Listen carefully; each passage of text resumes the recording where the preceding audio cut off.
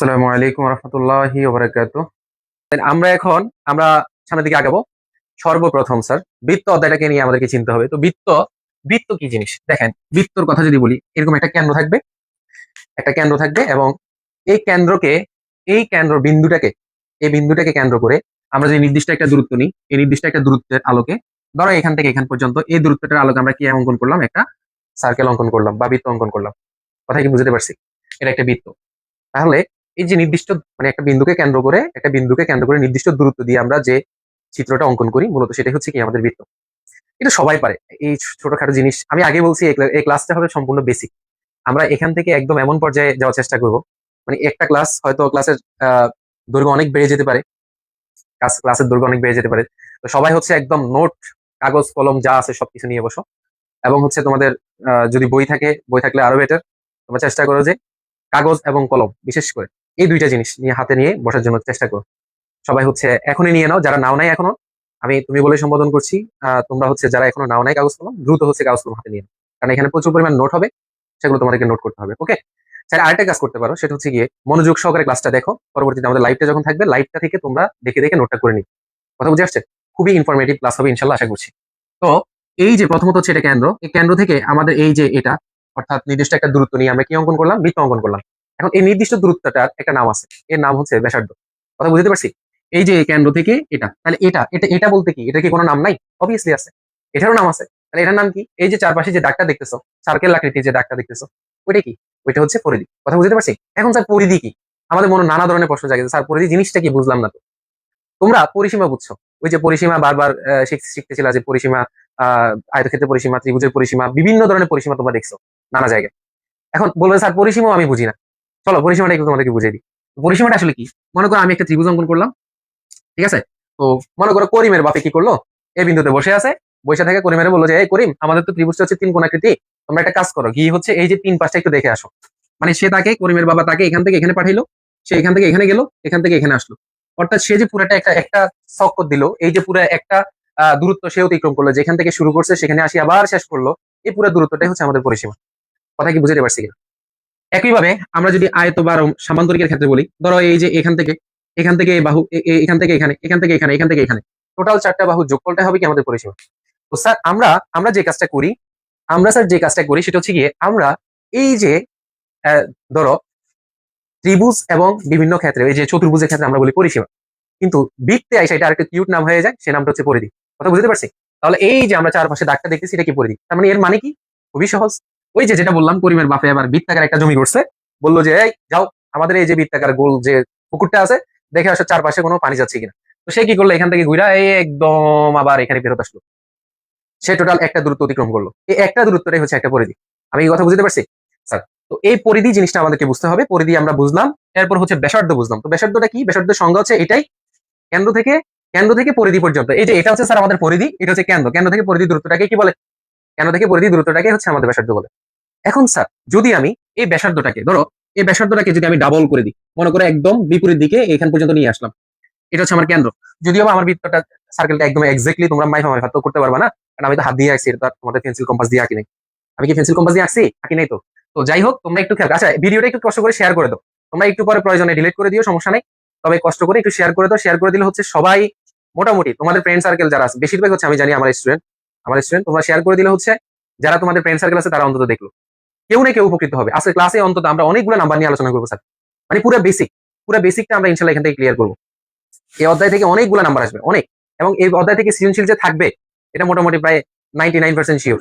99%ও না, মোটামুটি 100% শিওর। কারণ জ্যামিতির অধ্যায় আছেই মাত্র দুইটা, একটা সপ্তম অধ্যায় আর একটা হচ্ছে কি অষ্টম অধ্যায়। একটা সপ্তম অধ্যায়, একটা হচ্ছে কি অষ্টম অধ্যায়। ওকে, তো সপ্তম অধ্যায় হচ্ছে ব্যবহারিক জ্যামিতি, ওখান থেকে তো একটা প্রশ্ন থাকবে। এবং আমাদের আরেকটা হচ্ছে কি বৃত্ত থেকে একটা প্রশ্ন থাকবে স্যার। খুবই সহজ, একদম খুবই ইজি। আমি ইনশাল্লাহ তোমাদেরকে নিশ্চয়তা দিচ্ছি, তোমরা ক্লাসে শেষ পর্যন্ত থাকো, আজকে একটা ভালো আউটপুট নিয়ে সবাই যাবা। অন্তত এটা স্যারের উপর বিশ্বাস রাখো। ওকে, আমরা যেটা বলছিলাম সেটা হচ্ছে গিয়ে, আমরা এই ব্যাসার্ধ, এই যে এখান থেকে এখান পর্যন্ত যে ব্যাসার্ধটা, আচ্ছা বলে রাখা ভালো, ব্যাসার্ধকে ইংরেজিতে বলা হয় রেডিয়াস। কি বললাম স্যার? তাহলে এটা হচ্ছে ব্যাসার্ধ, ব্যাসার্ধের ইংরেজি নাম হচ্ছে কি বলতো? রেডিয়াস। কথা বুঝে আসছে? এখন এই রেডিয়াসের প্রথম লেটারটা কি স্যার? আর। এই জন্য এটাকে আর দ্বারা প্রকাশ করা হয়। ব্যাসার্ধকে কি দ্বারা প্রকাশ করা হয়? আর দ্বারা প্রকাশ করা হয়। কথা বুঝতে পারছি? আপাতত এটা মনে রাখো, আর বেশি কিছু মনে রাখার দরকার নেই। এখন স্যার এখান থেকে এখান পর্যন্ত একটা আর, আবার এখান থেকে এখান পর্যন্ত আরেকটা আর। তাহলে কয়টা আর হলো? দুইটা। তাহলে এই যে দুইটা আর যখন আমি একসাথে করে দিচ্ছি, তখন মূলত এটার নাম হয়ে গেছে কি? ব্যাস। কথা বুঝতে পারছি? তার মানে আমি যখন দুইটা আর কে যোগ করতেছি, মানে সমান্তরালে, সরি, একই রেখা বরাবর যখন যোগ করতেছি, তখন কি হয়ে গেল? টু আর। এবং এটাকে তখন আমরা বলবো কি স্যার? ব্যাস বলবো। কি বলবো বলেন? ব্যাস বলবো। আমি কি কথা বুঝতে পারছি? কথা কি বুঝতে পারছি? তাহলে ব্যাস কি? ব্যাস হচ্ছে ওই যে ব্যাসার্ধের দ্বিগুণ। ব্যাসার্ধের দ্বিগুণ। ব্যাসার্ধকে যদি আমি 2 দ্বারা গুণ করি, তাহলেই কেবল সেটা কি হয়ে যাবে বলতো? ব্যাস হয়ে যাবে। কথা বুঝতে পারছি? তাহলে আমরা ব্যাসের সাথে ব্যাসার্ধের যে সম্পর্ক, সেটা আমরা জানলাম। এখানে অনেকগুলো সূত্র আছে, আমরা স্যার প্রত্যেকটা সূত্র নিয়ে আমরা কাজ করব। A to Z যতগুলো সূত্র আছে, আমরা A to Z সবগুলো সূত্র নিয়ে কাজ করব। শুধু মনোযোগ সহকারে ক্লাসটা দেখতে হবে। মনোযোগ সহকারে ক্লাসটা দেখতে হবে এবং শেয়ার করে দাও, কষ্ট করে শেয়ার করে দাও। কষ্ট করে শেয়ার করে দাও এবং তোমাদের যে ফ্রেন্ড সার্কেলদের গ্রুপ আছে, সেগুলোতে চাইলে তোমরা একটু কষ্ট করে দিয়ে দিতে পারো। লিংকটা শেয়ার করে দিয়ে দাও। দেখুক অন্তত তুমি তার এই যে ক্রাইসিস মোমেন্টে, এখন সবার যে প্রিপারেশন হাই লেভেলের, সবাই যে খুব মোস্ট ট্যালেন্টেড স্টুডেন্ট, বিষয়টা তা না। অনেকেই আছে যারা কিনা প্রিপারেশন খুবই অবস্থা খারাপ। আমি বলবো তাদের একটু হলেও উপকার হবে, একটু হলেও তাদের উপকার হবে ইনশাল্লাহ।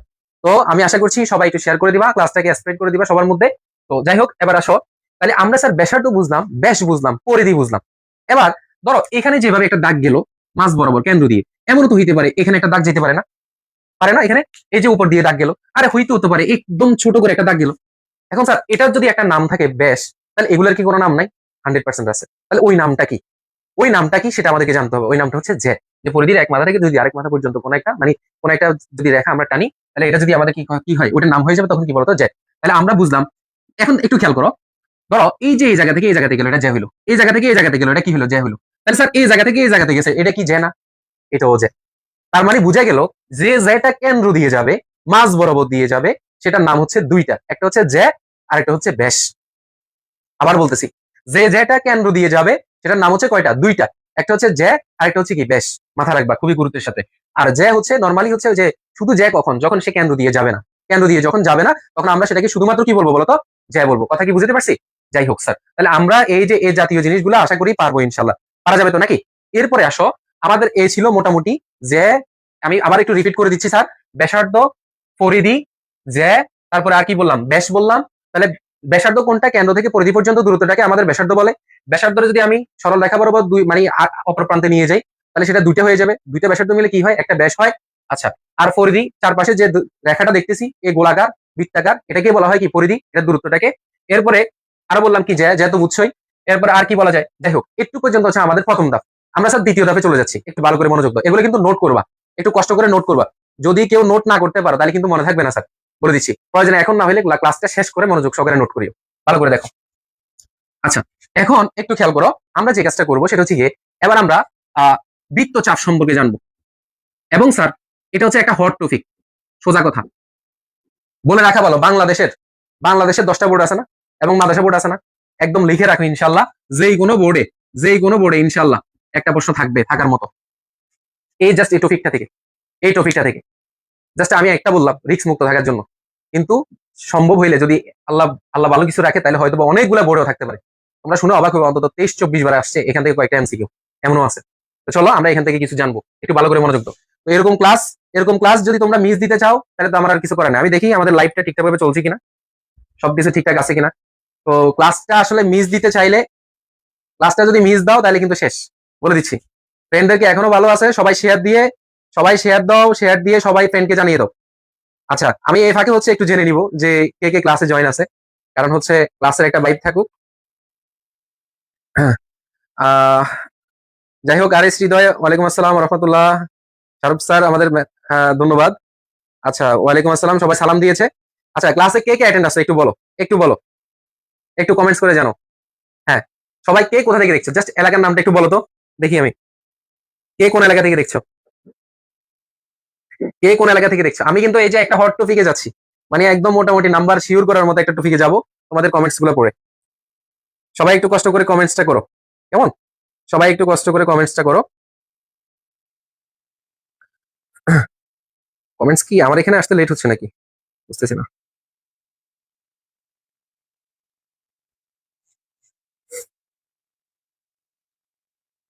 কে কোথা থেকে দেখছো একটু কমেন্টস করে জানো। আর তোমাদের রেসপন্স থাকতে হবে, তোমরা ফুল অ্যাক্টিভ থাকতে হবে, একদম সম্পূর্ণ অ্যাক্টিভ থাকতে হবে, বলে দিচ্ছি। তোমাদের সুবিধার্থে আমি হচ্ছে ফেসবুকে লাইভে নিচ্ছি, সম্ভব হলে আমি ইউটিউবে নিতাম, ইউটিউবে আমাদের আরো ভালো হতো, যাতে তোমাদের জন্য সহজ হয়, এই জন্য হচ্ছে এখানে। আচ্ছা, মাইরাগাঁও থেকে হচ্ছে আমাদের রাহাত বলছে, জোনায়েত তুলাগাঁও থেকে, এরপরে আর কে কে আছে দেখি, মাধবপুর থেকে নাজমুল, আর কে কোথা থেকে দেখছে? আচ্ছা যাই হোক, আমরা হচ্ছে আহ একটু ক্লাসের দিকে ফিরে যাই, একটু ক্লাসের দিকে ফিরে যাই, কারণ আমাদের প্রচুর সময় চলে যাবে। আমরা কমেন্টস পড়তে পড়তে পড়লে সারা দিনে পড়া যায়। যাক, আমরা আমাদের টপিকে চলে যাই।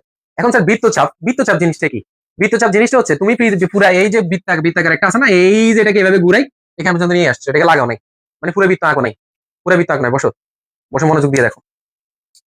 তুমি পুরো বৃত্ত কি করছো, মনে করো যে পুরো বৃত্ত আঁকতে লাগছো, কিন্তু এই যে শেষে এসে একটু লাগাও নাই। আমি পুরো বৃত্ত কি আঁকছো? আঁকা হয় নাই, বৃত্তের একটু অংশ বাকি আছে, পরিধির একটু অংশ বাকি আছে। যখন একটু অংশ বাকি থাকবে তখন ওই জিনিসটাকে বলা হয় চাপ, বৃত্তচাপ। কথা বুঝতে পারছি? কি বলা হয় বলো? বৃত্তচাপ। আচ্ছা যাই হোক, এখন এই বৃত্তচাপটা ধরো এত বড় তো হইতে পারে, আর এমনও তো হইতে পারে, ধরো এই আমি পুরো বৃত্ত একটা আঁকছি, এই যে এটা একটা বৃত্ত, এখন ধরো এদিক দিয়ে মুছে দিলাম আর এদিক দিয়ে মুছে দিলাম, তাহলে স্যার এই যে এখানে যে অংশটা তৈরি হলো এটাও চাপ, বৃত্তচাপ। আবার স্যার বড় যে জিনিসটা তৈরি হলো, যে অংশটা তৈরি হলো, এটাও একটা চাপ। কথা বুঝে আসছি কিনা? আর একটু আগে তো দেখালাম একদম শেষের অংশে গিয়ে যদি না মিলে সেটাকেও আমরা কি বলবো? চাপ বলবো। তার মানে এটাও চাপ, বড়টাও চাপ, ছোটটাও চাপ। এখন স্যার বড়টার একটা নাম হয়ে গেছে, ছোটটার একটা নাম হয়ে গেছে। আচ্ছা তোমরা বলো তো, জেলা বড় নাকি উপজেলা বড়? কোনটা বড়? অবশ্যই জেলা বড়। উপজেলা কি ছোট? তাহলে এটা দিয়ে মাথা রাখবা যে উপচাপ হচ্ছে ছোট, উপচাপ কি ছোট। ব্যাস, তাহলে আমরা ছোট চাপের নাম কি দিব বলতো? উপচাপ। কথা কি বুঝতে পারছি কিনা? ছোট চাপের নাম কি হবে? উপচাপ হবে। তাহলে স্যার এবার প্রশ্ন চলে আসে, স্যার বড় চাপের নাম কি? স্যার বড় চাপের নাম কি? এই যে বড় চাপ যেটা আছে, বড় মানে কি বেশি, বেশি মানে কি অধিক, অধিক চাপ আছে এখানে। তাহলে কি দেখবো তখন? অধিচাপ। কথা বুঝে আসছে? তাহলে আমরা এখানে কি দেখবো বলতো? অধিচাপ। কথা ক্লিয়ার? তাহলে স্যার আমরা বুঝলাম উপচাপ এবং কি বলতো? অধিচাপ। তাহলে উপচাপ কাকে বলে? উপচাপ হচ্ছে যদি চাপটা ছোট হয়। কতটুক থেকে ছোট?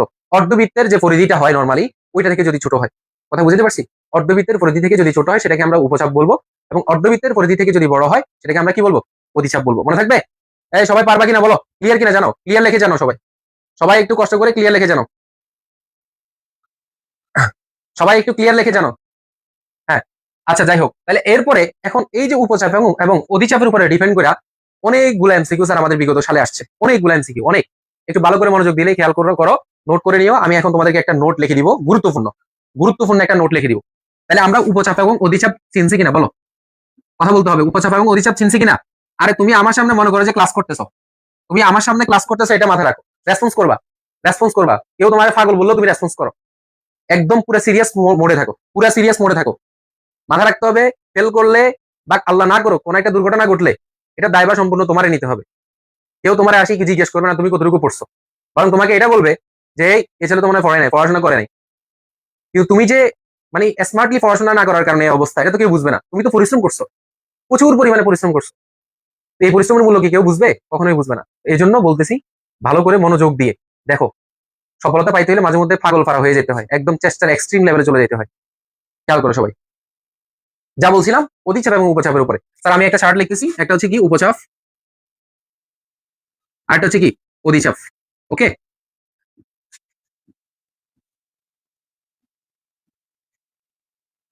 একটু খেয়াল করো।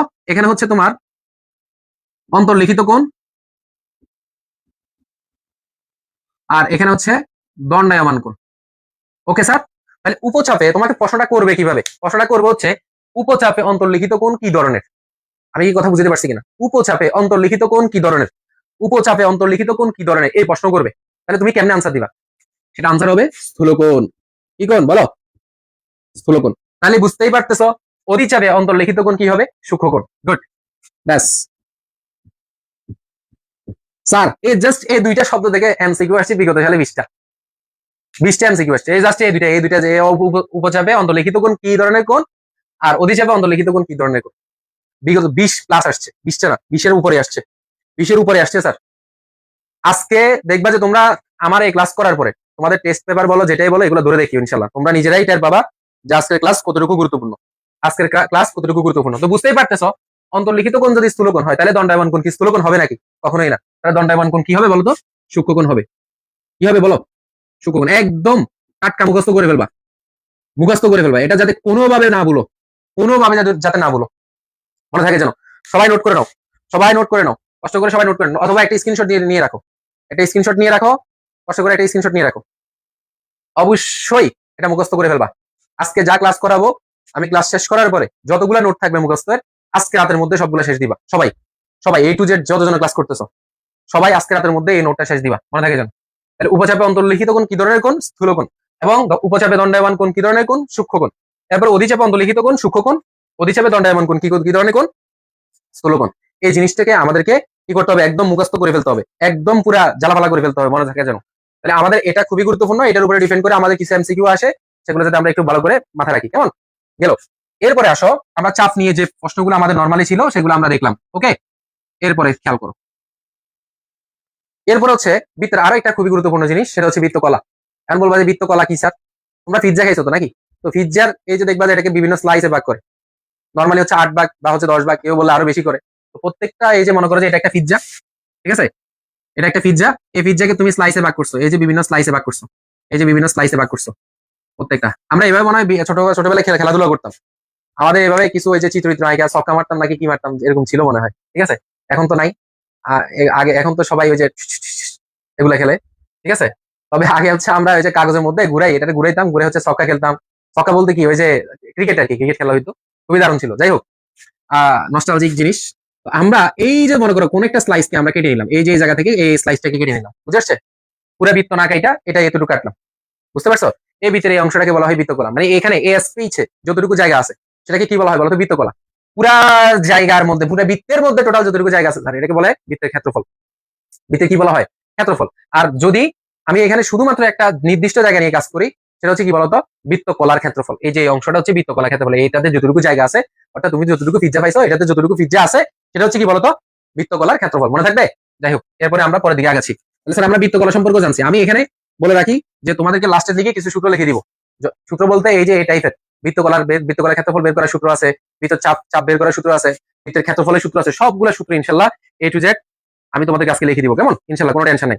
এরপরে আসো আমরা এবার দেখবো হচ্ছে খুবই গুরুত্বপূর্ণ আরেকটা টপিকে চলে যাচ্ছি, এটা থেকে অনেকগুলো এমসিকিউ আসছে। আচ্ছা, বলে রাখা ভালো, তোমাদেরকে একটা গ্রুপে অ্যাটেন্ড করার জন্য বলছিলাম, আমাদের একটা গ্রুপ লিংক দেওয়া আছে আমাদের ক্যাপশনে, তোমরা কষ্ট করে গ্রুপ লিংকে ঢুকে গ্রুপে অ্যাড হয়ে যাবা। আচ্ছা দেখ, কারো কোনো প্রশ্ন থাকলে আমাকে বললো, মনে থাকে যেন।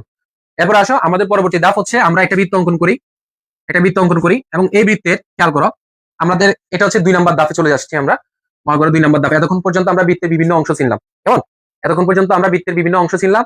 এবার হচ্ছে আমরা আমাদের দ্বিতীয় ধাপে চলে আসছি। দ্বিতীয় ধাপ হচ্ছে আমরা এবার এবারে জ্যার উপরে লম্ব বা বিভিন্ন জিনিস নিয়ে কিভাবে এটাকে ক্লাসিফিকেশন করা যায়, এবং সেটার উপরে বেস করে কি ধরনের এমসিকিউ, কি ধরনের আমাদের সিকিউ প্রশ্ন হয়ে থাকে সেটা আমরা একটু কষ্ট করে দেখবো। কথা বুঝে আসছে? তো একটু খেয়াল করো, মনে করো তোমাকে কোন একটা জ্যা দিয়ে দিল, এই যে এরকম একটা জ্যা, এবং এটা হচ্ছে কেন্দ্র। কথা বুঝে আসছে কিনা?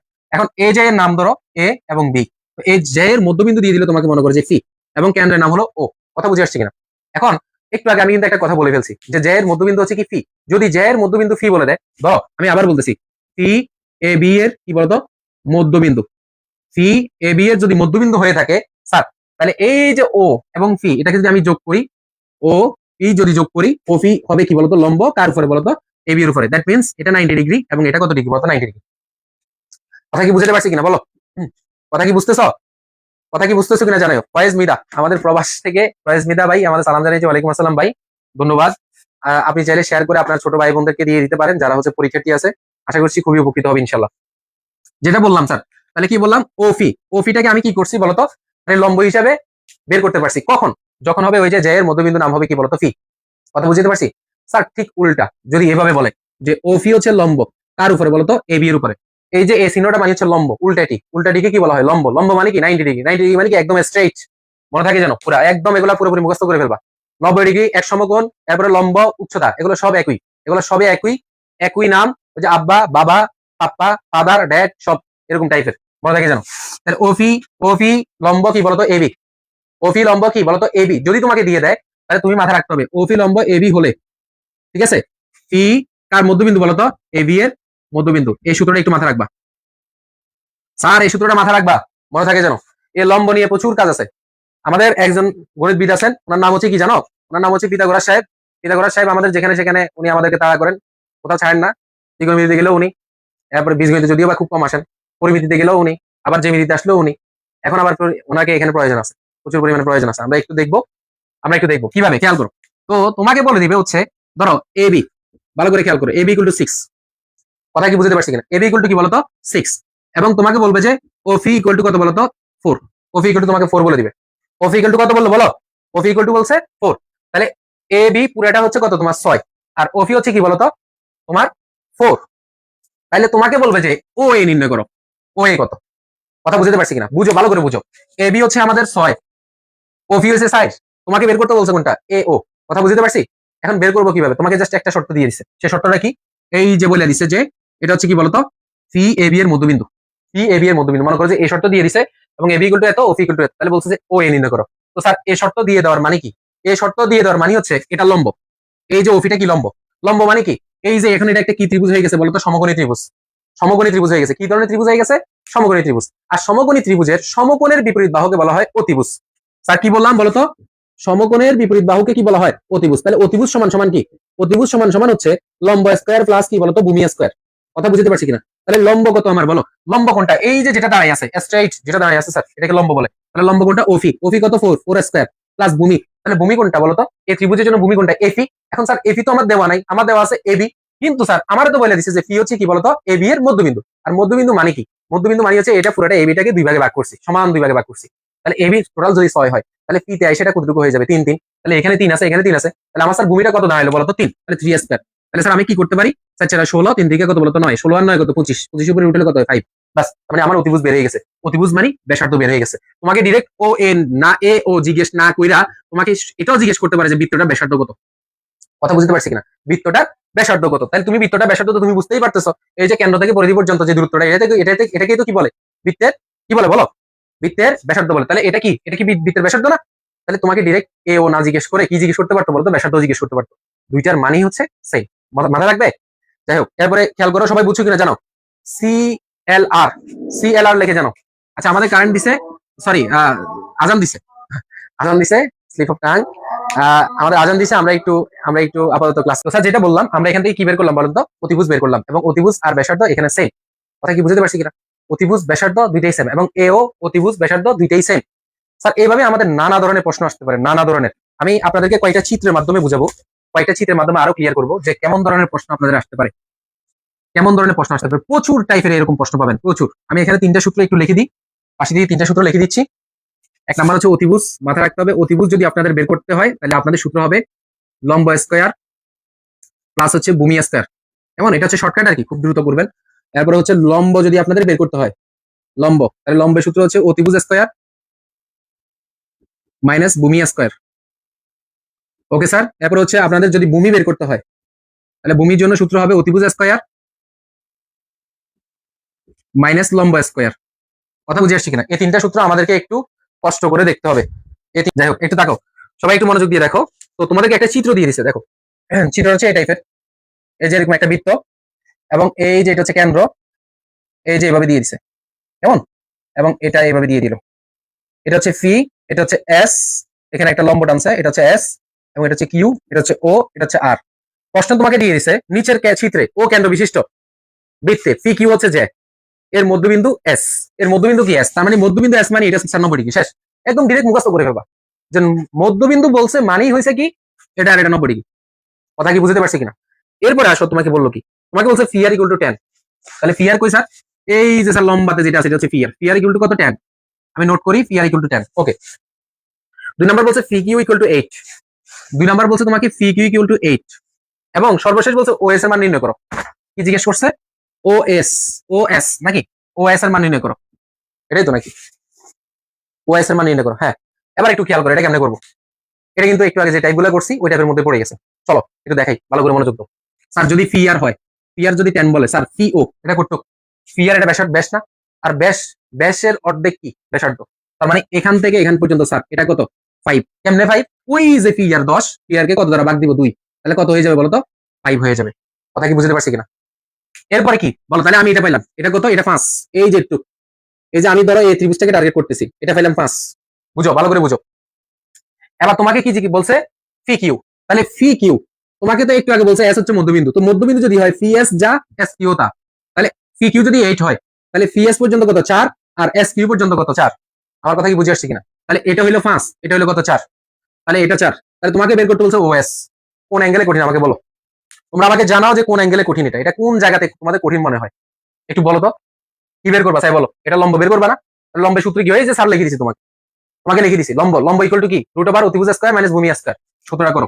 তাহলে লম্ব ইকুয়াল রুট ওভার অতিভুজ, তাহলে স্যার 5 হচ্ছে আমাদের অতিভুজ, তাহলে 5 স্কয়ার মাইনাস, এরপরে কি আছে বলো, যদি আমরা লম্ব বের করতে চাই এরপরে ভূমি স্কয়ার বসাতে হয়, তাহলে ভূমি কত বলো, ভূমি 4, তাহলে 4 এর উপর স্কয়ার, তাহলে কি হলো 5 5 25, 4 4 16, 25 থেকে 16 গেলে কত বলো, কথা বলো, 25 থেকে 16 গেলে কত 9, তাহলে 9 এর উপর রুট হলে কত হয় 3, তার মানে এটা কত 3, ওএস 3 বের হইছে, শেষ, অঙ্ক শেষ।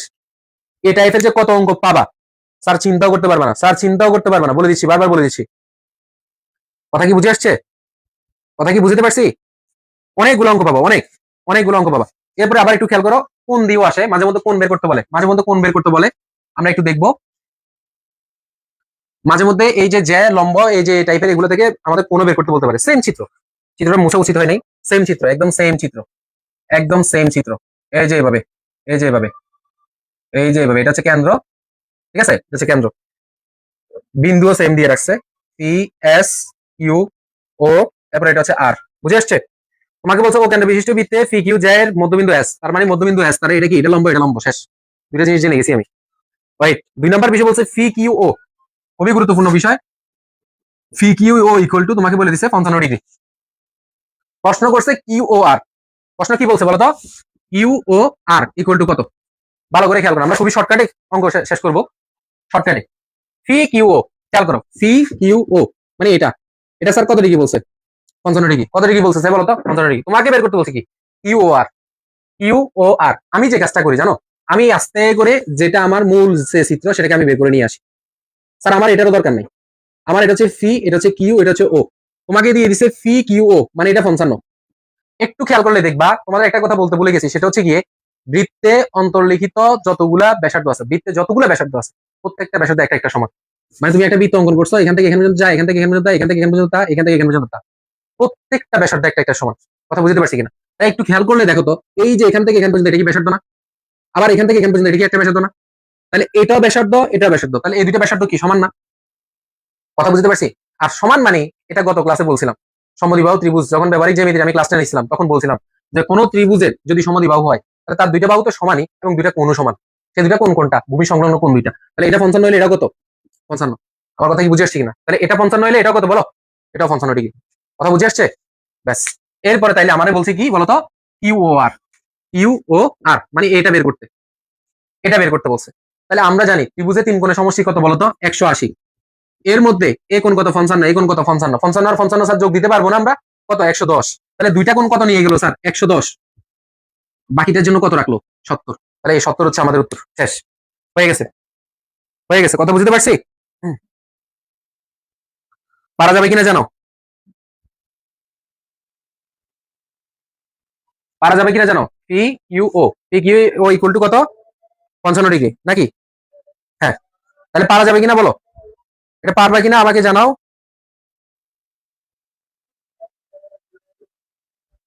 ও আচ্ছা আচ্ছা, এখানে আরেকটা কথা আছে, দুঃখিত, দুঃখিত, আমাদের প্রশ্নটা কি বলছে, কিউ ও আর, তাহলে কিউ ও আর মানে এটা বের করতে বলছে, এটা, যাই হোক কোনো সমস্যা নাই, আমরা এটুকু পর্যন্ত বুঝছি তো যে 70, 70 কে চাই বলো তো, 70 এটা না, কথা বলতে হবে 70 কোনটা, এটা না, তাহলে এই যে এটা কি, এটা একটা সরল রেখা না, সরল রেখার উপরে যে কোণ এটা কত 180, তাহলে এটুক যদি তোমার 70 নিয়ে যায় তাহলে বাকিটা কত নিয়ে যাবে 110, এটা একটা পয়েন্ট। 2 নাম্বার পয়েন্ট হচ্ছে গিয়ে, সেটাও তোমাদের গত ক্লাসে বুঝেছিলাম, দেখো এটা একটা বর্ধিত বর্ধিত রেখা, এ কোণ 55 এবং এ কোণ কত বলতো 55, আমরা একটা সূত্র জানি যে ত্রিভুজের বহিস্থ কোণ অন্তস্থ বিপরীত কোণদ্বয়ের সমষ্টির সমান, স্যার সবাই একটু কষ্ট করে কথাটা ভালো করে খেয়াল করো, ত্রিভুজের বহিস্থ কোণ অন্তস্থ বিপরীত কোণদ্বয়ের সমষ্টির সমান, এর মানে কি, মনে করো এটা একটা ত্রিভুজ, এটা কোন একটা বাহুকে আমি বাড়াইলাম, এ কোণ, এখানে একটা কোণ আছে না, এই কোণটা কি হবে বলতো, ভিতরে এই যে দুইটা কোণ আছে এই দুইটা কোণের যোগ করলে যা হবে এটা তা, অর্থাৎ এটা যদি 10 হয় এটা 20 হলে তাহলে এটা কত হবে বলতো 30, কথা বুঝতে পারছি কিনা, তার মানে ওই পারপাস থেকে ওই দৃষ্টিকোণ থেকে এটা 55 এটা 55 হইলে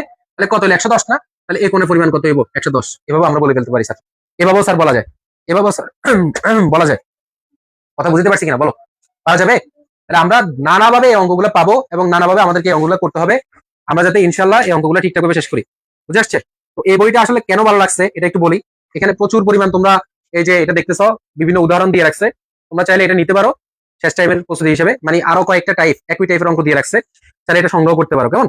তো আমি এই টাইপ থেকে বেরোচ্ছি, এই টাইপটা থেকে বেরোচ্ছি, একটু কষ্ট করে তোমরা হচ্ছে পরবর্তী যে অঙ্কগুলো আছে এগুলোর দিকে একটু খেয়াল করো, ওকে, আমি আমার পরবর্তী ধাপে চলে যাচ্ছি। স্যার লম্ব, এরপরে যে বা এই জাতীয় প্রশ্নগুলো যাতে আমরা পাই। এখানে আরেকটা কথা বলে রাখি, মাঝে মধ্যে তোমাদের এইভাবে বলবে যে এটা একটা জ্যা, এটা একটা জ্যা, এটা হচ্ছে এবি, এটা হচ্ছে মনে করো যে সিডি, বুঝে আসছে, এটা হচ্ছে কি তোমার কেন্দ্র, এবং এটা হচ্ছে মধ্যবিন্দু, মধ্যবিন্দু মনে করো যে ফি, আর এটা মধ্যবিন্দু কি বলতো কিউ, বুঝে আসছে কিনা, এটা হচ্ছে কিউ। তো তোমাকে বলবে যে এখানে এটা হচ্ছে ও, বলবে যে O P equal to O Q, O P equal to কি ও কিউ। যদি O P equal to O Q হয় মানে অর্থাৎ এই যে এই যেটা এখান থেকে কেন্দ্র থেকে যা দূরত্ব যতটুকু দূরত্বে অবস্থান করছে, এই যেটাও ঠিক ততটুকু দূরত্ব অতিক্রম মানে অবস্থান করছে। যদি এমন হয় তখন আমরা বলবো যে ওই যে দুইটা সমান। অর্থাৎ এখানে এই শর্তের উপরে বেস করে বলতে পারি যে এ বি ইকুয়াল টু কি বলতো সিডি। কথা বুঝতে পারছি কিনা? তার মানে কি, যদি তোমাকে ধরো এটা 3 দিয়ে দিল, একটা কথা আর কি, এটা 3 দিয়ে দিল, আর ধরো তোমাকে ব্যাসার্ধ দিয়ে দিল মনে করো যে 4, কথা বুঝে আসছে কিনা, তখন তোমাকে জিজ্ঞেস করবে যে সিডি কত। তাহলে তুমি কেমনে বের করবা? তুমি বের করবে প্রথম হচ্ছে এ কিউ, তাহলে সরি এটা 5 ধরি কেমন, তাহলে ভালো হবে। তাহলে এটা 3, এটা 5 হলে এটা কত হবে 4, তুমি বের করো, ওই যে লম্বভূমি অতিভুজের সূত্র দিয়ে বের করো, 4 বের হবে। তাহলে একটু পর্যন্ত যদি 4 হয় তাহলে এটা কত, এটাও 4, তাহলে টোটাল কত হইলো বলো 8, দুইটা মিলে কত হইলো 8। তাহলে এটা যদি স্যার যা হবে এটা তো তা, তাহলে সিডিও কত আমাদের 8। কথা কি বুঝতে পারছি কিনা বলো? সিডিটাও আমাদের কত হবে বলো তো, 8 হবে। পারা যাবে? বাস, এভাবে অনেকগুলো এমসিকিউ পাবা, এভাবে অনেকগুলো এমসিকিউ পাবা। আমরা আমাদের পরবর্তী ধাপে চলে যাচ্ছি। আমাদের পরবর্তী ধাপ হচ্ছে কি 3 নাম্বার, কেন্দ্রস্থ এবং বৃত্তস্থ। স্যার ধাপ নাম্বার 1-এ আপনাদেরকে আমি শিখেছিলাম, ধাপ নাম্বার 1-এ আপনাদেরকে শিখেছিলাম চাপ সম্পর্কে, উপচাপ, অধিচাপ, বিভিন্ন ধরনের চাপ ছিল না, ছিল তো। ওই চাপগুলো নিয়ে আমরা এখন আবার একটু কাজ টাজ করবো। সেটা হচ্ছে কি, একটু খেয়াল করো, মনে করো কোন একটা বৃত্ত আমি এখানে অঙ্কন করলাম, এটা হচ্ছে কেন্দ্র, ধরো এটা হচ্ছে এ, আর এটা হচ্ছে কি বলতো বি, ধরে নিচ্ছি আর কি। তো এই যে এবিটা একটা চাপ, ছোট্ট একটা চাপ, এখান থেকে এখান পর্যন্ত যে দূরত্বটা এটা হচ্ছে একটা চাপ। আর আমরা যদি এখানে কেন্দ্রটাকে যোগ করি, ধরো এইভাবে কেন্দ্রটাকে যোগ করলাম, আবার যদি পুনরায় আমরা এখানে কোন বৃত্তের পরিধির কোন একটা বিন্দুতে ধরো যোগ করে আবার এখানে শেষ করলাম, খেয়াল করো কেন্দ্রস্থ যে কোনটা মানে কেন্দ্রে যে কোনটা গেছে এটাকে কেন্দ্রস্থ কোণ বলে। কেন্দ্রস্থ যে কোনটা এটা যে বিন্দু থেকে শুরু হয়ে আবার যে বিন্দুতে শেষ হয়েছে, একইভাবে বৃত্তস্থ কোণটাও সেই বিন্দু থেকে শুরু হয়ে একই বিন্দুতে শেষ হয়েছে। কথা কি বুঝতে পারছি কিনা? এটাকে বলে একই চাপের উপর দণ্ডায়মান বৃত্তস্থ এবং কেন্দ্রস্থ কোণ। তো এই দুইটার মধ্যে একটা সম্পর্ক আছে, সুন্দর একটা সম্পর্ক আছে। ওই সম্পর্কটা আমরা একটু খেয়াল করবো। সম্পর্কটা কি একটু মনোযোগ দিয়ে দেখো। সম্পর্ক হচ্ছে এই যে এই কোণটা, এটা কি বলে কেন্দ্রস্থ কোণ, এটা কি বলতো বৃত্তস্থ কোণ। তারা বলছে যে এই কোণের নাম আমরা দিই, ধরো এটা ও, এটা হচ্ছে মনে করো যে সি, তাহলে এ সি বি, এই কোণটা কি হবে বলতো, এটা হচ্ছে আমাদের বৃত্তস্থ কোণ। আর কেন্দ্রস্থ কোণের নাম কি, এ ও বি। তারা বলছে এই কেন্দ্রস্থ কোণটা বৃত্তস্থ কোণের দ্বিগুণ হবে। কথা কি বুঝতে পারছি কিনা? কেন্দ্রস্থ কোণটা বৃত্তস্থ কোণের দ্বিগুণ হবে। আবার বৃত্তস্থ কোণ কেন্দ্রস্থ কোণের কি হবে, অর্ধেক হবে। ওই যে দুইটা দিকে চলে আসছে, ভাগ হয়ে গেছে, কি হবে অর্ধেক হবে। এই দুইটা সূত্র স্যার আমাদের খুবই খুবই গুরুত্বপূর্ণ। এইটা একটা উপপাদ্য এবং এই উপপাদ্যটা অন্তত 15 বারের বেশি আসছে, এই উপপাদ্যটা অন্তত 15 বারের বেশি আসছে বিভিন্ন সালে। মাত্র একটা উপপাদ্য, মাত্র একটা উপপাদ্য, এটাও প্রায় 15 বারের বেশি আসছে। আমি এই কথা বুঝতে পারছি? এই জন্য এগুলো খুবই গুরুত্বপূর্ণ। আমি লাইনগুলো রেখে দিই, আমি লাইনগুলো রেখে দিই, তাহলে তোমাদের জন্য সুবিধা হবে, তোমাদের জন্য সুবিধা হবে। এক সূত্র দুটা হচ্ছে একই চাপের উপর, এটা এটা জারি রাখতে হবে, একই চাপের উপর কেন্দ্রস্থ কোণ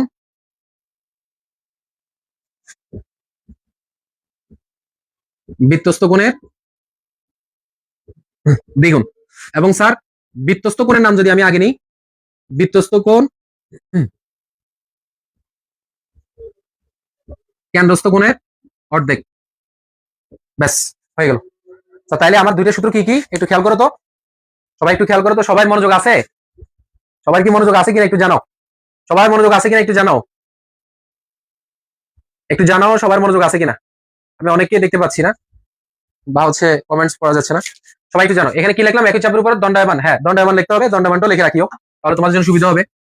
একই চাপের উপর দণ্ডায়মান কেন্দ্রস্থ কোণ বৃত্তস্থ কোণের দ্বিগুণ।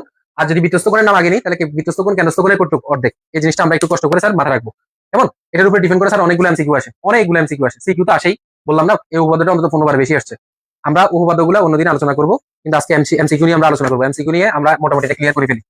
তো আসে কিভাবে একটু খেয়াল করো, আমরা চিত্রটা রেখে দিব, চিত্রটা ধরো এখানে রেখে দিলাম, এটা এখানে থাকুক, এটা হচ্ছে এ, এটা হচ্ছে কি বি, বুঝতে পারছি? এখন তোমাকে বলে দিবে, ধরো আমি বলি, ধরো এটা যদি 30 হয় তাহলে এটা কত বলো তো 60। কথা কি বুঝতে পারছি কিনা? এটা 30 হলে এটা কি 60, ওই যে দ্বিগুণ, দ্বিগুণ বললাম। আচ্ছা ধরো এখন এটা 30, এটা 60, এটা বললাম। আমি যদি এটা 120 বলি তাহলে ওটা কত হবে স্যার বলো তো? এটা হবে 60। খুবই ইজি, এগুলো সবাই পারবা। কিন্তু স্যার এত সহজ অঙ্ক কি তোমাকে দিবে? দিতেও পারে, ভাগ্য ভালো থাকলে দিয়ে দিল। কিন্তু স্যার আমরা প্রস্তুতি নিব একদম এক্সট্রিম লেভেলে, যাতে যত হার্ড প্রশ্ন করুক না কেন ইনশাল্লাহ আমরা যেতে পারি। তো সেটা নিশ্চিত করতে হলে কি করতে হবে, চলো আমরা আর একটু গভীরে ঢুকি।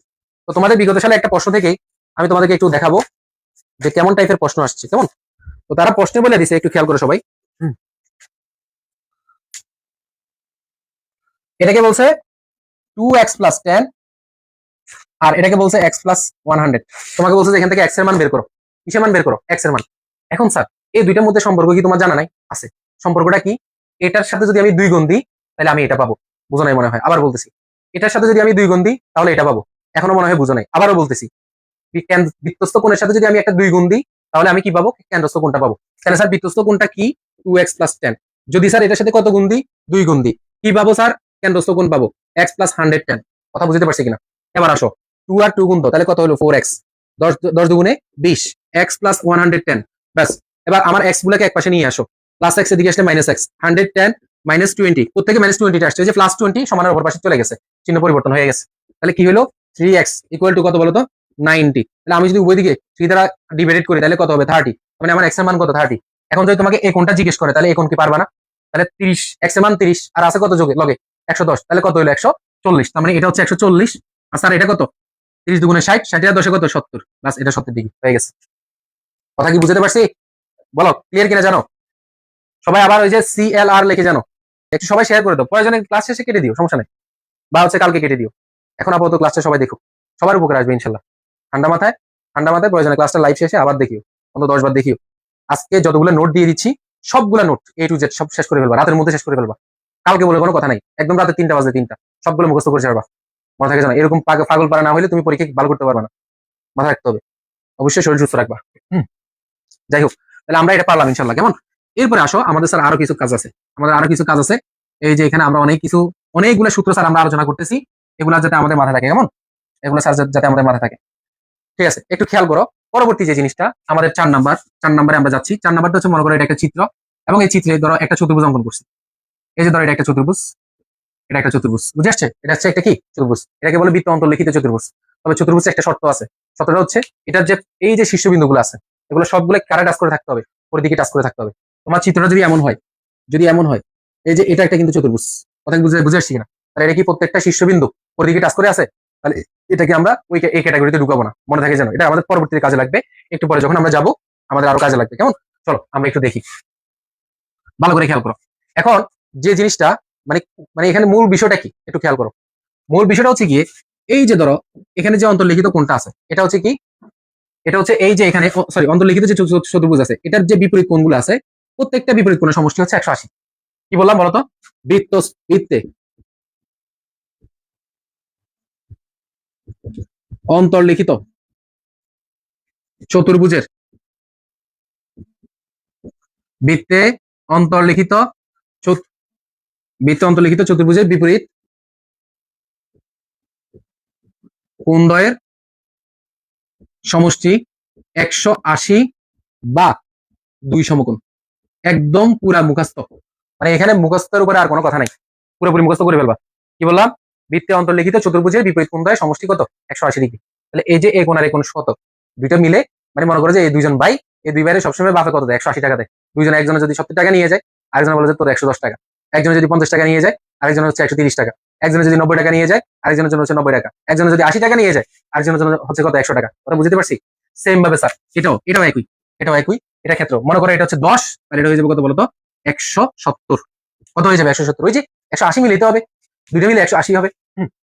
দুইটা কোণকে যোগ করলে এই জিনিসটা, এই সূক্ষ্ম জিনিসটা আমরা একটু মাথায় রাখবো, কেমন। সবাই একটু খেয়াল করো, সবাই পরবর্তীটা খেয়াল করো। তার মানে আমরা এই যে এই হিসাবটা বুঝলাম যে কি বৃত্তে অন্তর্লিখিত চতুর্ভুজের বিপরীত কোণদ্বয়ের সমষ্টি কত বলতো? 180 ডিগ্রি বা কি বলতো? 2 সমকোণ। পারা যাবে? এখন স্যার তোমাকে প্রশ্নটা দিবে কিভাবে একটু খেয়াল করো, এটা একটু নোট করে নিও, পরবর্তীতে এটা একটু নোট করে নিও। এখন মুছে ফেলতেছি। ধরো তোমাকে এরকম একটা চতুর্ভুজ দিয়ে দিল, চতুর্ভুজ দিয়া দেখো, ভালো করে মনোযোগ দাও, সবাই মনোযোগ এখানে থাকবে, তোমাকে বলে দিল যে এটা হচ্ছে কত? মনে করো যে 140। কথা কি বুঝতে পারছি কিনা? এটা কত বললো বলো? এটা বললো 140। এখন এটা যদি 140 বলে, তোমাকে বলে দিবে যে এটা মনে করো এ, এটা মনে করো যে বি, এটা মনে করো যে সি, এটা ডি, আর হচ্ছে ও। তোমাকে দিয়ে দিছে বি ও সি সমান সমান কত বলতো? 140 ডিগ্রি। তোমাকে বলে বসে থাকবে হচ্ছে বি ডি সি সমান কত। এখন স্যার তুমি তো বেশি মানে মোটামুটি ধরো জানছো, আজকে সাকিব স্যার তোমার পড়াইছে, তুমি কি করবা, বলবা যে স্যার এটা তো 140, 180 মিলতে হবে, তাহলে কত হবে, বাকিটা হবে কত, 40। কিন্তু স্যার এটা কি আদৌ হবে? এই শর্ত কি আমি একটু আগে লিখে দিছিলাম যে এই শর্ত এখানে অ্যাপ্লিকেবল না। এক্ষেত্রে কি করতে হবে, প্রথমত যে কাজটা করতে হবে, এটা 140 হলে এটা কত, কোথায় বলতো, এটা হচ্ছে 70। কথা কি বুঝে আসছে কিনা? এটা 140 হলে স্যার এটা কত, এটা হচ্ছে 70। তার মানে এটা যদি 70 হয় স্যার, তাহলে এটা কত, এই দুই গুণ মিলে কত পায়, 180। তাহলে স্যার এই লোকে যদি 70 টাকা নিয়ে যায়, তাহলে অফার বাই এর জন্য কত রেখে গেছে, 110 টাকা। শেষ, এটা অ্যান্সার। পারবা কিনা জানো, এটা ক্লিয়ার হয়েছে কিনা জানো, এটা ক্লিয়ার হয়েছে কিনা সবাই আমাকে কমেন্টস করে জানাও, সবাই আমাকে কমেন্টস করে জানাও যে এটা ক্লিয়ার কিনা, কেমন?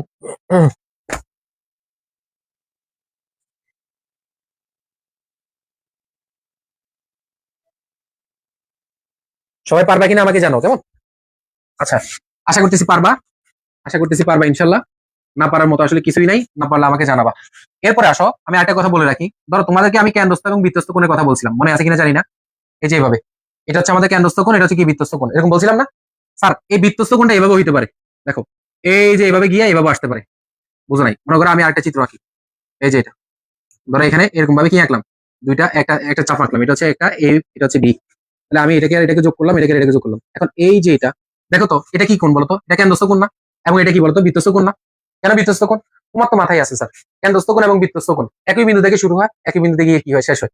তাহলে এ থেকে শুরু হয়েছে, বি তে গিয়ে শেষ হয়েছে, হয়েছে, হয়েছে। তার মানে এটা কি, এটা হচ্ছে আমাদের কি বলতো, কেন্দ্রস্থ কোণ, আর এটা হচ্ছে কি আমাদের বৃত্তস্থ কোণ। এর ক্ষেত্রেও আমরা যদি বলি যে এটা হচ্ছে 10, তাহলে এটা হবে কত বলতো, 20। ওই যে দ্বিগুণ, মাথা থাকবে। এটাও আসে, অনেকবার আসে, এটা অনেকবার আসে, অনেক বেশিবার আসে, কেমন? এটা একটু খেয়াল রাখবা। আচ্ছা, গেল। এরপরে আমরা একটু আমাদের অনেকগুলো পড়া বাকি রয়ে গেছে। আমরা চেষ্টা করবো যে যতটুকু তোমাদেরকে গুছিয়ে দেওয়া যায়, যতটুকু গুছিয়ে দেওয়া যায়। এরপরে হচ্ছে পরবর্তী যে জিনিসটা, সেটা হচ্ছে গিয়ে অর্ধবৃত্তস্থ কোণ, কেমন? মনে করো এই যে এটা হচ্ছে একটা ব্যাস, প্রত্যেকটা ব্যাস, প্রত্যেকটা ব্যাস একটা বৃত্তকে কি করে বলতো, সমান দুই ভাগে ভাগ করে, সমান দুই ভাগে ভাগ করে। এখন এই যে এটা একটা সরলরেখা, এখানে একটা কি কোণ তৈরি হয়েছে বলো স্যার, 180 না? কারণ সরল রেখার উপরে যে কোণ তৈরি হয় এটাকে কি 180 ডিগ্রি বল। ধরো আমি যদি এখন এভাবে একটা কোণ আঁকি, ঠিক আছে, তাহলে এটা যদি 180 হয়, তাহলে এটা কত বলতো, এটা 180 না? আচ্ছা, তাহলে আমি এটাকে কি ধরতে পারি, দেখো তো, এটা এই যে এখানে, এখান থেকে এখানে, তাহলে এটা একটা কি কেন্দ্রস্থ কোণ, কেন্দ্রস্থ কোণ না এটা? আর এটা কি হয়ে গেছে বলতো, বৃত্তস্থ কোণ। তাহলে স্যার এটা যদি 180 হয়, তাহলে স্যার এটা কত বলতো, 90। এখন আমি যদি এখানে অন্য কিছু আরো আঁকি, মনে করো আরো আঁকলাম, আরো আঁকলাম, স্যার যতগুলাই আমি আঁকবো, প্রত্যেকটা কোণ এখানে কত ডিগ্রি হবে বলতো, 90 ডিগ্রি হবে। বুঝে আসছে? তার মানে আমরা এখানে আরেকটা খুবই গুরুত্বপূর্ণ সূত্র শিখলাম, 5 নম্বর পয়েন্ট, সেটা হচ্ছে কি, অর্ধ বৃত্তস্থ কোণ এক সমকোণ। কথা বুঝে আসছে? এক সমকোণ বা 90 ডিগ্রি, মনে থাকবে। এটা খুবই গুরুত্বপূর্ণ একটা পয়েন্ট, এটাকে একটু কষ্ট করে নোট করে নিবা, কেমন? কষ্ট করে পরবর্তীতে নোট করে নিবা, ঠিক আছে? এরপর আমি পরের ধাপে যাচ্ছি। আচ্ছা, একটু সামান্য একটু আমরা একটু 1 মিনিট বিরতি দিব। আমরা এবার একটু আমাদের আবার পড়ার মধ্যে ফিরে যাই। আমাদের পরবর্তী যে পড়াটা, সেটা হচ্ছে গিয়ে স্পর্শক, স্পর্শক নিয়ে পড়া। তো আমরা একটু বলে রাখি, স্পর্শক জিনিসটা কি। মনে করো কোন একটা বৃত্ত তুমি অঙ্কন করছো, এটা একটা কেন্দ্র, এবং এখানে যে কোনো একটা বিন্দু, তো ব্যাসার্ধটা তুমি যোগ করছো, এবং এখানে যদি তুমি কোনো একটা 90 ডিগ্রি অ্যাঙ্গেলে কোন একটা লম্ব অঙ্কন করো, লম্বটাকে বর্ধিত করো, এটা হচ্ছে কি বলতো, একটা স্পর্শক। কথা বুঝতে পারছি কিনা? অর্থাৎ এখানে যে বৃত্তটা আছে, এই বৃত্তের পরিধিতে হাজার হাজার লাখ লাখ বিন্দু আছে, ছোট ছোট, যেগুলো আমরা খালি চোখে দেখি না। বুঝতে পারছি? এই প্রত্যেকটা বিন্দু মিলে কি হয়েছে বলতো, এই বৃত্তের পরিধিটা তৈরি হয়েছে। এখানে যে কোনো একটা বিন্দুতে, এক্স্যাক্টলি যে কোনো একটা বিন্দুতে কি আঁকবো, আমি একটা লম্ব আঁকবো, সোজা কথা, কি আঁকবো, লম্ব আঁকবো। স্পর্শক মানে হচ্ছে 90 ডিগ্রি, শেষ, একদম ফাঁকা, মুখস্থ। কথা বুঝে থাকবে কিনা বলো, কথা মাথা থাকবে? কি বললাম, যে এখানে আমাদের এই যে এটা কত ডিগ্রি বলতো, 90 ডিগ্রি, মাথায় থাকে যেন। আচ্ছা, যাই হোক, এবার একটু খেয়াল করো, স্পর্শক নিয়ে আরো অনেক কথাবার্তা আছে। স্পর্শকটা এইভাবে আঁকে, প্রথমটা হচ্ছে যদি বৃত্তস্থ স্পর্শক বলে, তাহলে এভাবে আঁকতে হবে। যদি বৃত্তের বাহিরে কোনো একটা বিন্দুতে স্পর্শক আঁকতে বলে, আমি একটু মুছে দিচ্ছি, তোমাদেরকে একটা সম্পাদ্য দেখাইছি, একটু ভালো করে মনোযোগ দাও। হুম, একটু খেয়াল করো, যদি বৃত্তের বাইরে কোনো একটা বিন্দুতে তোমাদের কি আঁকতে বলে, স্পর্শক, মনে করে এই বিন্দুতে স্পর্শক আঁকতে বলছে, তখন তোমরা কি করবা? তখন তোমরা প্রথমত এই দুটো বিন্দুকে যোগ করবা। কথা বুঝতে পারছি কিনা? এই দুটো বিন্দুর মধ্যবিন্দু নির্ণয় করবা, ধরো মধ্যবিন্দু এটা। এরপরে কি করবা, এই মধ্যবিন্দু মানে এতটুকুর দৈর্ঘ্য সমান করে একটা বৃত্ত অঙ্কন করবা। কথা কি বুঝতে পারছি কিনা? এখন বৃত্তটা এখানে একটা বিন্দু সেট করছে, এখানে আরেকটা বিন্দু সেট করছে, এই ছেদবিন্দু আর এটারে যোগ করে দিবা, এটারে আর এটারে যোগ করে দিবা, বাস, দুইটা স্পর্শক হয়ে গেছে স্যার। স্যার দুইটা স্পর্শক হয়ে গেছে। কথা কি বুঝতে পারছি? আমাদের দুইটা স্পর্শক হয়ে গেছে, এই যে এটা একটা স্পর্শক এবং এটা একটা স্পর্শক, মাথা থাকে জানো। তাহলে স্পর্শক মানে কি, 90 ডিগ্রি। তুমি কিন্তু এখানে 90 ডিগ্রি অঙ্কন করছো, অটোমেটিক্যালি 90 ডিগ্রি হয়ে গেছে, অটোমেটিক্যালি 90 ডিগ্রি হয়ে গেছে। এবং স্যার এখানে খুবই গুরুত্বপূর্ণ একটা সূত্র হচ্ছে যে, এই যে ধরো বহিস্থ বিন্দু থেকে আমি কি আঁকলাম বলতো, আমি যে তোমার এখানে স্পর্শকটা আঁকলাম, এখানে এই যে স্পর্শক, এটা একটা স্পর্শক, এটা একটা স্পর্শক, কয়টা স্পর্শক হলো দুইটা, এই দুইটা স্পর্শক এখান থেকে এখান পর্যন্ত যে দূরত্ব, এখান থেকে এখান পর্যন্ত দূরত্ব সমান। তাহলে আমি যদি এটাকে মনে করো যে এটা দিলাম ফি, এটা দিলাম এ, এটা দিলাম কি বলতো বি, তাহলে আমার এখানে মূলত হবে ফি এ ইকুয়াল টু পিবি। কথা বুঝে আসছি, এটা খুবই গুরুত্বপূর্ণ একটা সূত্র। এবং এটা দিয়ে উপপাদ্য আছে আমাদের, এটা দিয়ে আমাদের উপপাদ্য আছে। আমরা যেদিন উপপাদ্য ধরবো সেদিন উপপাদ্যগুলো শেষ করে দিব, কেমন? উপপাদ্যগুলো শেষ করে দিব, মনে থাকবে? গরম করে, হ্যাঁ গরম করে। আচ্ছা, তো এখন একটু আমরা খেয়াল করি। তো এটা হচ্ছে আমাদের খুবই গুরুত্বপূর্ণ জিনিস, আমরা একটু মাথা রাখবো। আচ্ছা, স্পর্শক থেকে বিগত সালে অনেকগুলো এমসিকিউ আসছে, সেই এমসিকিউ গুলো একটা সার্ট তোমাদেরকে লিখে দিচ্ছি, সার্ট একটা লিখে দিচ্ছি, তোমরা একটু কষ্ট করে মনোযোগ দিয়ে দেখো। আমি একটু লিখে দিচ্ছি। তো এই সার্ট থেকে বিগত সালে অন্তত অনেকগুলো প্রশ্ন আসছে, অনেকগুলা, কি বলবো মানে বলার বাহিরে। আচ্ছা, কয়টা হলো? চারটা, পাঁচটা, আমাদের আরেকটা লিখতে হবে, ছয়টা। আমরা এখানে একটু দিই। আচ্ছা, এটা থাকুক। এটা হচ্ছে কি অবস্থান, কিসের অবস্থান? বিন্দুর অবস্থান, বুঝে আসছে? বিন্দুর অবস্থান বা যেটা যেটাই হোক, বা এটা অবস্থান দিয়ে মনে রাখো। আর এই জায়গাতে লিখবা হচ্ছে স্পর্শক সংখ্যা। স্পর্শক সংখ্যা আমি আগে বলতেছি, যেটা তোমাদেরকে লিখে দিচ্ছি এটা তোমরা আর কোথাও পাবা না ভাইয়া, কোথাও পাবা না, সিরিয়াসলি বলতেছি। তোমরা এখান থেকে নোট করো, আর কোনো জায়গায় তোমরা এটা পাবা না ইনশাল্লাহ। কোথাও পাইলে হয়তো রেয়ার পাইতে পারো, আমি দেখি নাই কোথাও এখন পর্যন্ত কোনো গাইডে। খুবই মানে এটা আমার ব্যক্তিগত নোট, মাথায় রাখতে পারো স্পর্শক সংখ্যা। এবং এখানে আমরা শিখবো হচ্ছে চিত্র, এখানে শিখবো কি চিত্র, অবস্থান। যদি বৃত্তের যে কোনো বিন্দু এখানে আঁকা যাবে কয়টি? একটি। এর মানে কি? এর মানে হচ্ছে মনে করি এটা একটা বৃত্ত, তো বৃত্ত থেকে এটা একটা বিন্দু, তাহলে এখানে আমি স্পর্শক কয়টা আঁকতে পারবো? একটা স্পর্শক আঁকতে পারবো, আর বেশি আঁকা যাবে? কোনো মতে আর বেশি আঁকা যাবে না, একটাই আঁকা যাবে। আচ্ছা, গেল এটা। এরপর হচ্ছে বৃত্তের বাইরে যে কোনো বিন্দু, এটাতে কয়টা আঁকা যাবে? এটাতে দুইটা আঁকা যাবে। কয়টা আঁকা যাবে বলো? দুইটা। সেটা কেমন? একটু আগে দেখালাম। এই যে এটা একটা বৃত্ত, এটা বহিস্থ কোণ একটা বিন্দু, এটা থেকে এই যে মনে করো যে এখানে একটা, আবার এই যে এখানে একটা, কয়টা আঁকে গেল? এটা একটা স্পর্শক এবং এটা একটা স্পর্শক, কয়টা আঁকে গেছে? দুইটা। আমাদের এই যে এটা হচ্ছে বহিস্থ বিন্দু আর কি, গেল দুইটা। এরপরে আসো, দুটি বৃত্তে সর্বোচ্চ কয়টি আঁকা যাবে? চারটি। চারটি স্পর্শক আঁকা যাবে। সেটা কেমনে? একটু খেয়াল করো, একটু খেয়াল করো। প্রথমত হচ্ছে যদি দুইটা বৃত্তকে এভাবে দিই, তাহলে এটা একটা। দুই নাম্বার হচ্ছে এই যে এখানে একটা, এটা একটা, এভাবে একটা স্পর্শক আঁকা যায়। কথা বুঝে আসছে? এভাবে একটা কি আঁকা যায় বলতো? স্পর্শক আঁকা যায়। তিন নাম্বার হচ্ছে এই যে যদি আমি ভিতরে দিই, তাহলে এখানে একটা স্পর্শক আঁকা যায়। আঁকা যায় না এখানে একটা স্পর্শক? কথা কি বুঝতেছ? কথা কি বুঝে যাচ্ছে বলো? এরপরে চার নাম্বার হচ্ছে যদি আমি এই যে দুইটা বৃত্তকে এভাবে দিই, তাহলে এভাবে একটা স্পর্শক আঁকা যায়। তাহলে কয়ভাবে আঁকা গেল বলতো? চার ভাবে। তাহলে সর্বোচ্চ দুইটা বৃত্তে কমন কমন আকারে কয়টা কয়টা স্পর্শক আঁকা যাবে বলতো? চারটা। এরপরে আসো, দুটি বৃত্ত যদি তাদেরকে কি করে বলতো? বহি স্পর্শ করে, বহি স্পর্শ করে, তাহলে ওখানে কয়টা আঁকা যাবে? ওখানে ধরো তিনটা আঁকা যাবে, তিনটা, তিনটে আঁকা যাবে। ওইটা কেমন একটু খেয়াল করো। মনে করো এটা একটা বৃত্ত এবং এটা একটা বৃত্ত। এই যে এখানে একটা স্পর্শক আঁকা গেছে, আবার এই যে এইভাবে একটা আঁকা যায়, আবার এভাবে একটা আঁকা যায়। কথা বুঝে আসছে কিনা? এভাবে একটা আঁকা যাবে। তাহলে কয়টা হইলো বলতো? তিনটা। একদম পুরো টাটকা মুখস্থ করে ফেলবা যে দুটি বৃত্ত বহিঃস্পর্শ করলে কয়টি কয়টি স্পর্শক আঁকা যায়? তিনটি।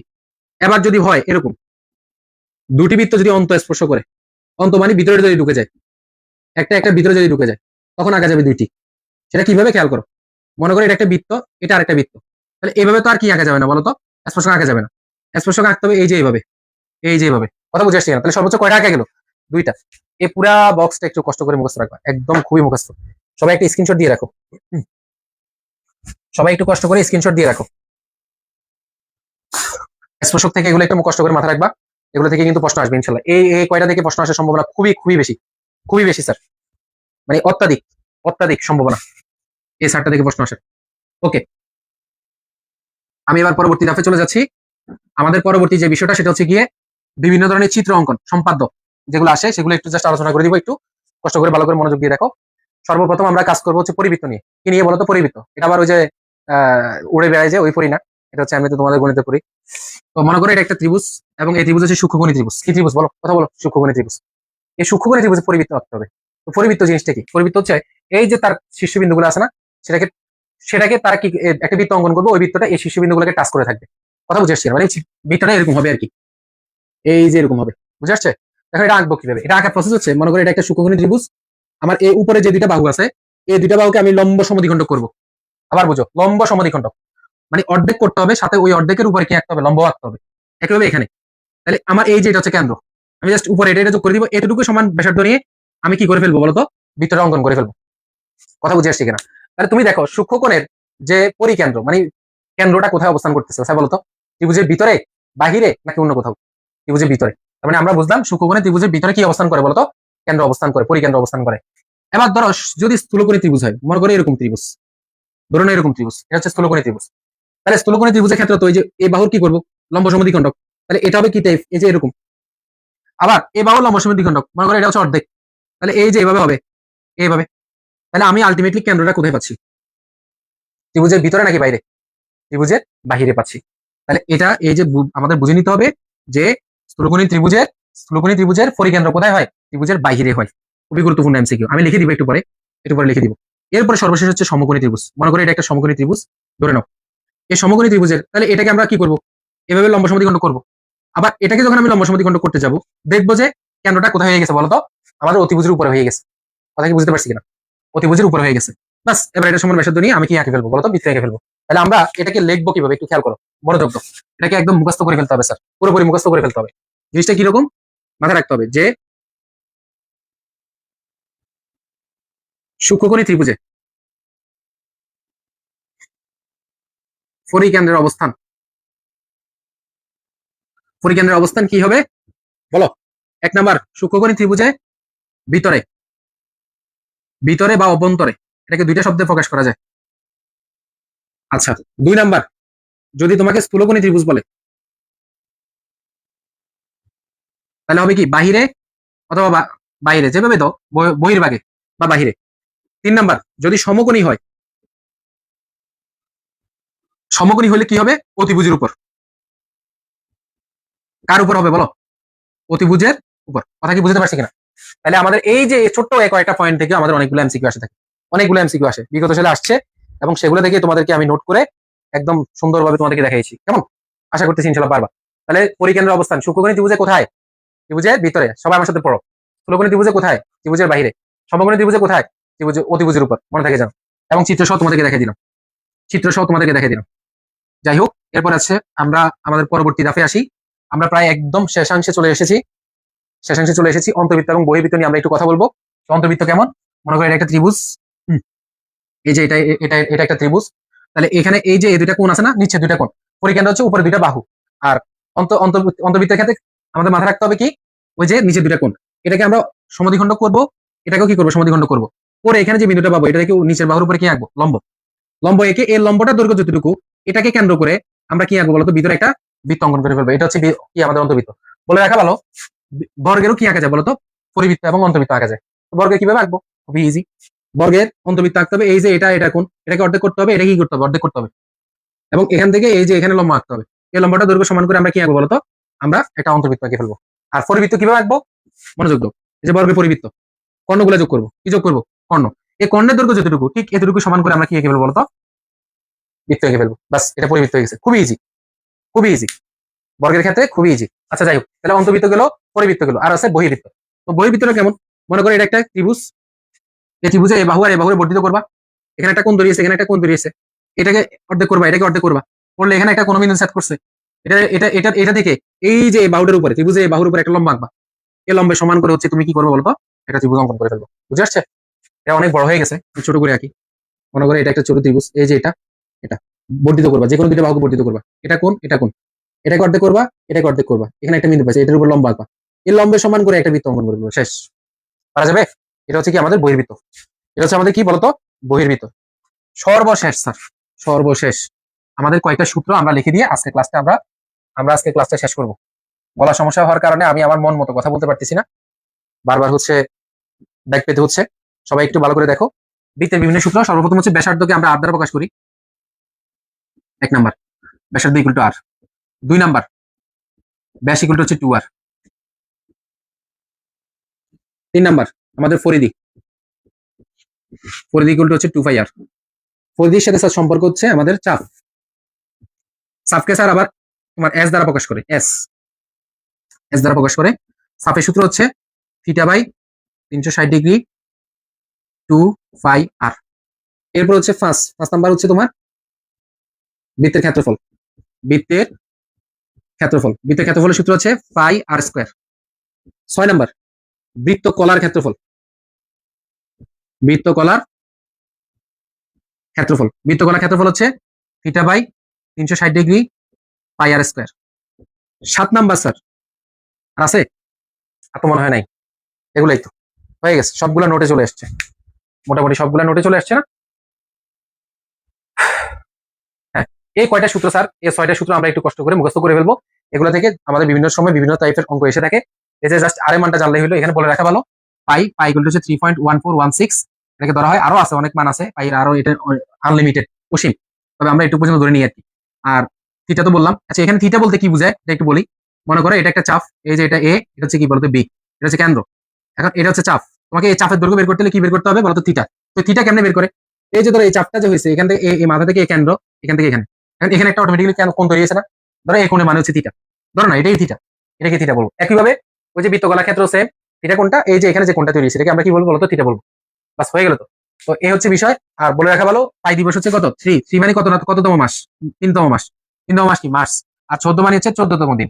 তাহলে মার্চের 14 তারিখ হচ্ছে পাই দিবস। তোমাদের একটা খুবই গুরুত্বপূর্ণ কি সাধারণ জ্ঞান প্রশ্ন শিখে দিলাম।